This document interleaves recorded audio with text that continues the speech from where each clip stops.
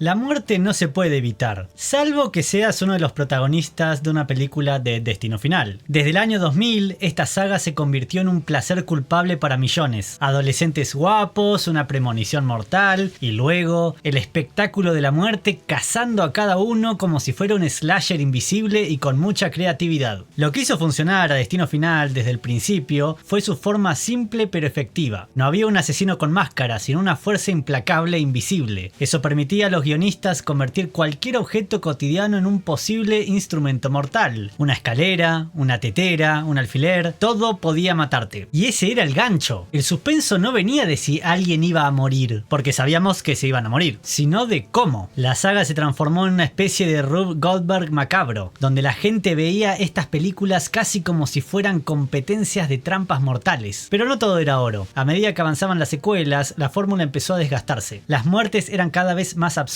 los personajes más planos que una señal de tránsito y la saga se volvió casi una autoparodia. Así que cuando se anunció Destino Final 6 o Lazos de Sangre, muchos nos preguntamos lo mismo. ¿Era esta una resurrección o solo otra excusa para vender nostalgia envuelta en vísceras sangrientas? Vamos a descubrirlo.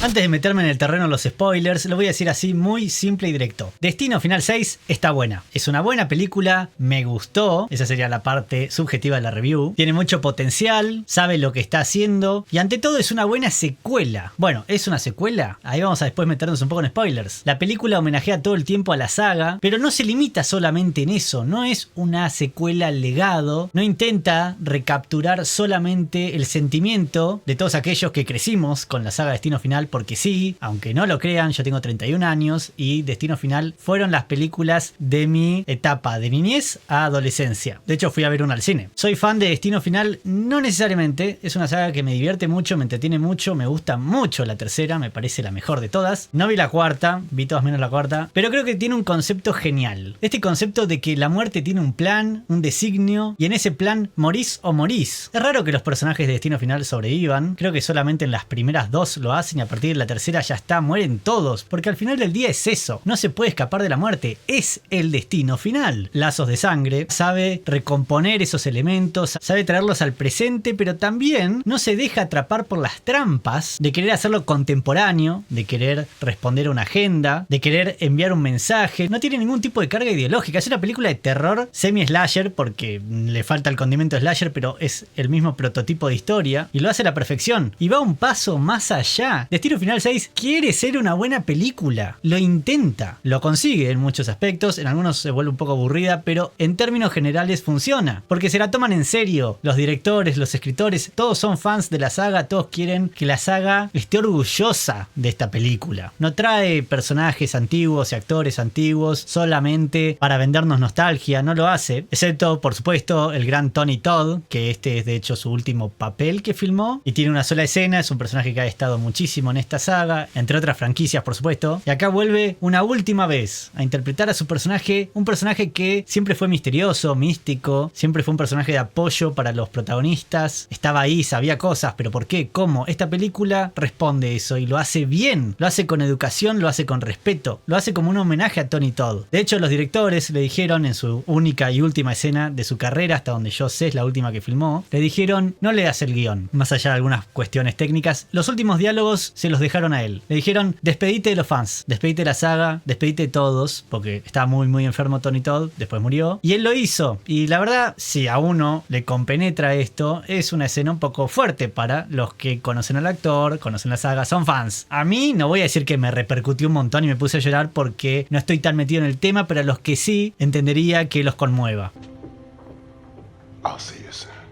Una película de Destino Final te puede conmover. Sí, esta también. Tiene humor, tiene una escena de humor muy graciosa con los bebés, pero no es el eje de la película. Se la toma en serio. Se permite los momentos de humor porque se toma en serio a sí misma. Y eso está buenísimo. Yo la recomiendo. Ahora, hablemos un poco de los spoilers porque la verdad no me gusta hacer reviews sin poder contar de qué va la trama, sin poder analizar la trama, porque a mí me gusta mucho el guión y los personajes y tengo que hablar de esas cosas. Así que si no vieron la película y la quieren ver, paren acá, vayan al cine, véanla y después vuelvan y retomen el video. Ahora, los que se queden, sea porque ya la vieron o porque no les interesan los spoilers, hablemos un poco más metidos en tema. La cronología de Destino Final es un poco así. Son 5 películas, así que no es tan difícil. Destino Final 1, continuación directa de Destino Final 2, con uno de los personajes que sobrevive y otro grupo de gente. Después Destino Final 3, que hasta donde yo recuerdo, no las volví a ver recientemente, así que puede confundirme algunas cosas, pero no tiene conexión con este grupo de amigos. En la 2 introducen el tema este de que la protagonista muere temporalmente ahogada y después la traen a la vida y con eso le hacen trampa a la muerte y todos sobreviven, los que quedaban, ¿no? En la tercera todos mueren. La cuarta no la vi, pero sé que es otra historia más de Destino Final. Y la quinta es una película que es bastante mediocre en términos generales. Es la que yo vi en el cine en 3D. No tiene un gran appealing, excepto el final. Porque en el final, los sobrevivientes de la película se suben en un avión, destino a París, y en ese avión escuchan a alguien gritar que todos se van a morir, se baja gente, y ellos siguen en el avión cuando despega, y ese es el avión de la primera película, todos mueren. Entonces, la quinta es una precuela a la primera. Cuando vi eso, a mí me rescató un poco la peli. Hasta ese momento me parecía que era medio mediocre. Hasta esa parte dije,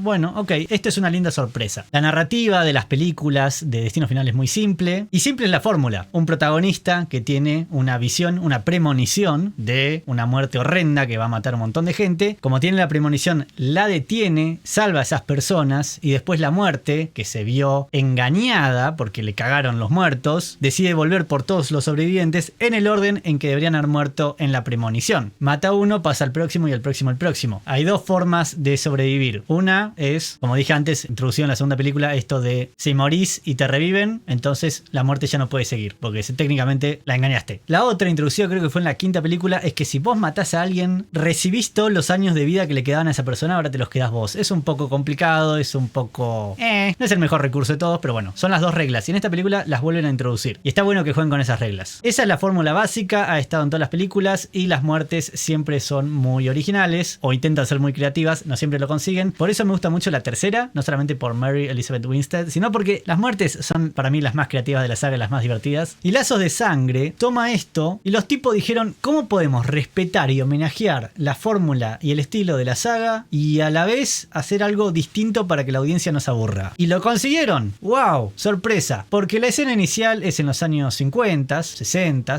Tenemos una pareja joven. Él le va a proponer casamiento a ella, está embarazada. Van a este restaurante que está en una torre muy alta, medio futurista o retrofuturista. Y ahí ella tiene la premonición. Solamente que en la primera escena todos mueren y no vamos al momento en que ella se despierta de la premonición y empieza a detener la masacre. No, vamos al presente. Por un momento pensé que íbamos a tener una película de Destino Final en el pasado, lo cual me hubiera encantado. Una peli de época de Destino Final sería genial y cuanto más atrás en el tiempo mejor, porque no había visto el tráiler, así que no sabía qué tenía que esperarme. Pero bueno, nos vamos al presente y tenemos a la protagonista de esta película que comparte la premonición de este otro personaje, de esta mujer, que termina siendo su abuela materna. Comparte esa premonición, pero como una pesadilla. Así que esta es la primera vez en una película de Destino Final que la protagonista de la película no es en sí la dueña de la premonición. Ella no la tuvo técnicamente. Y los que murieron fue en el pasado. Porque esta película no es sobre gente que sobrevive a una premonición, sino sobre los familiares. Y acá está el otro twist, que es genial. Todo el grupo de gente que va a morir son todos hermanos y primos y tíos. La historia es esta. Esta mujer, llamada Iris Campbell, salvó a toda esta gente en el Skyview, en el restaurante y en la torre, y la muerte se sintió engañada. Así que la muerte a lo largo del tiempo, a diferencia de las otras películas, en este caso se tomó bastante tiempo porque eran muchas personas, fue una atrás de la otra matándolas. Pero esta gente, a medida que el tiempo pasaba, tuvo familia, tuvo hijos, y estos hijos tuvieron hijos. Así que la muerte en realidad no solamente tenía que matar a los supervivientes, sino a todas estas personas que no deberían haber nacido nunca. Entonces se hace un árbol genealógico enorme de cientos de personas y tuvo que ir una rama tras otra rama en el orden en el que nacieron, no solamente en el orden en que murieron, sino que siguiendo ese orden de muertes tenía que ir este su primer hijo, después el primer hijo de este hijo y así en orden, y después el segundo hijo y la rama del segundo hijo y la rama del tercero, etcétera, etcétera. Lo cual hizo que la muerte se tomara décadas hasta llegar finalmente a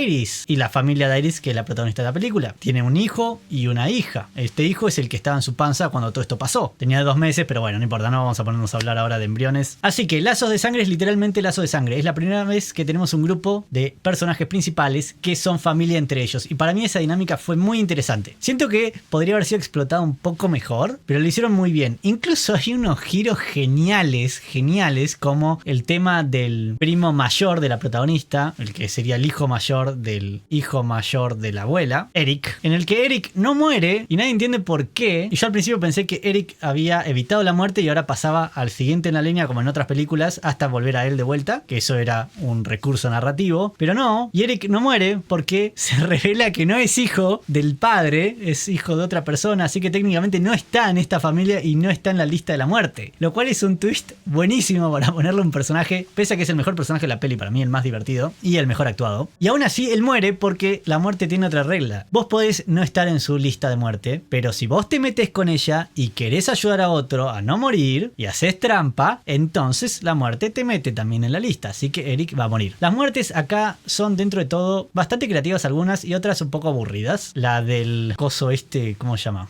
La de la máquina MRI, o no sé cómo se dice en español, MRI Machine. Bueno, esa del hospital, esa muerte es... ugh, porque Eric tiene un montón de piercings y cositas de metal y la máquina empieza a funcionar como una especie de magneto gigante, un imán. Entonces todas las cosas metálicas van hacia la máquina y todos los piercings que tienen en los pezones, en la lengua, en las orejas, todo va hacia allá y en un momento se le para el muñeco y tiene un piercing ahí y ¡au! ¡Ouch! Bueno, nada, hay algunas muertes que son creativas, otras no tanto. Las partes más aburridas de la película, porque no todo es perfecto, para mí giran alrededor de la protagonista. Me pareció un personaje que es interesante al principio, pero al lado de otros secundarios diría que es de las menos interesantes. Todo el tema de su abuela con su libro de premoniciones y cómo puede anticipar qué es lo que va a ser la muerte, me parece que es un concepto muy interesante y que la protagonista usa una sola vez, bien usado, y después lo dan por hecho que puede hacerlo, esto de ver objetos aleatorios en una sala o en una habitación o en un lugar y decir, bueno, esto puede pasar acá y esto gira acá y la sierra mueve esto y el viento sopla acá y la pelota y bla bla. Lo hace una vez y después ya no, y me parece que hubiera sido más interesante si lo hacía más seguido. Lo otro que nos enteramos o deducimos es que de este árbol genealógico gigante de toda la gente que tenía que morir, los protagonistas de las otras películas son parte de los hijos o descendientes de los supervivientes del Skyview, y uno de ellos es Tony Todd, que era un niño en ese momento. Él vivió esa experiencia y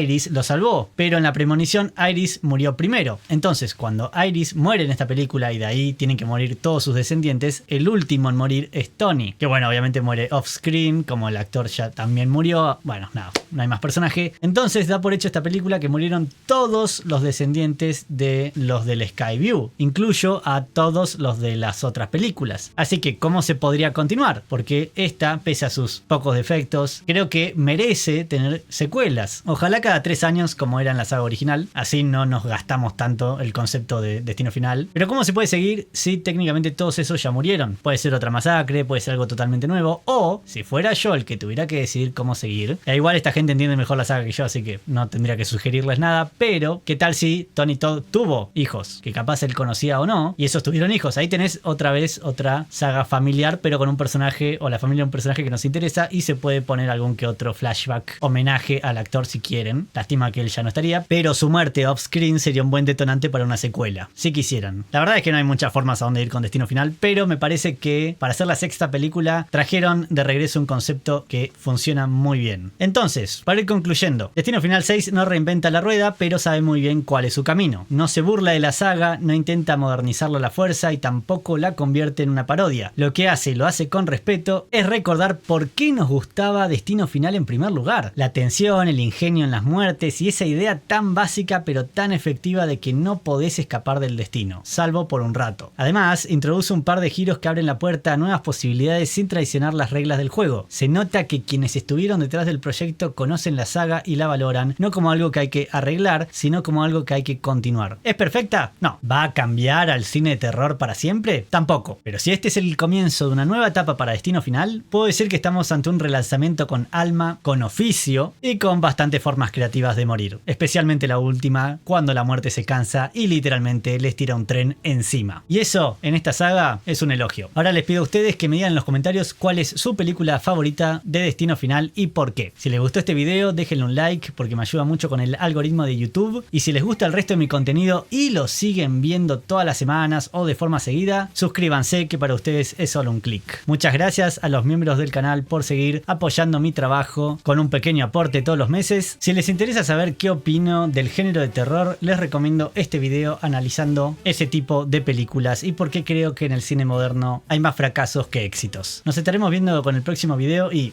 ¡corte!